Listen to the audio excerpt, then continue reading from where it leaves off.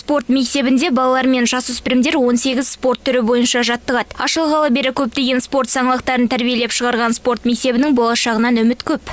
Біз қызмет етіп жатқанымызға қазір 5 жыл болса, оның 2 жылы мысалға карантин болған болсақ, біз Аллаға шүкір жұмысымыз нәтижелі болып жатыр. Биыл Түркістан облысына ең үлкен көрсеткіш Дети Азия дейді, 4 жылда бір болатын жастар олимпиадасы деп айтылады. Енді Азия ойыны соған Ермет Құдірет деген оқушым, Құдай қаласа осының онына біз ұлттық құрама оқу жаттығу жинау барамыз, Алматыда өтеді. Одан ары қарай 20-сына Ресей елі Якутия қаласында Дети Азия ойына Құдай қаласа қазақтың туын желбіретіп, қазақтың әнұран шырқап барып қайтатын деген ниетіміз, абыройымыз бар, Құдай қаласа. Аталмыш спорт мектебінде 2000-ға жуық бала спортпен шұғылданып келеді. Әрбірінің арманы ел абыройын асқақтатар чемпион болу.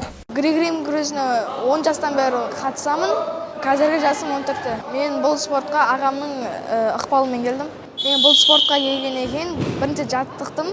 Одан кейін жарыстарға қатыстым, орын ала бастағаннан кейін қызығушылық пайда болды. 2 дүркін Қазақстан чемпионатының жүлдегері болдым.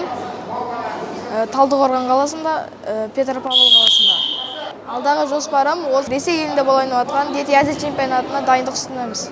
Өңірлерде балалар мен жасөспірімдер спортын дамыту жоғары жетістіктер спортының іргетасы болып табылады. Сондықтан жастайынан спортшылардың заманауи спорт кешендерінде үздік жаттықтырушыларда және сапалы жаттығу жасау мүмкіндігіне ие болуы өте маңызды. Дәл осы жол жас спортшыларды шеберліктің шыңына және үлкен жетістікке жетелейді. Наргиза Төреқұл, Айдәулет Жауынбай, Шет-Шет Ньюс.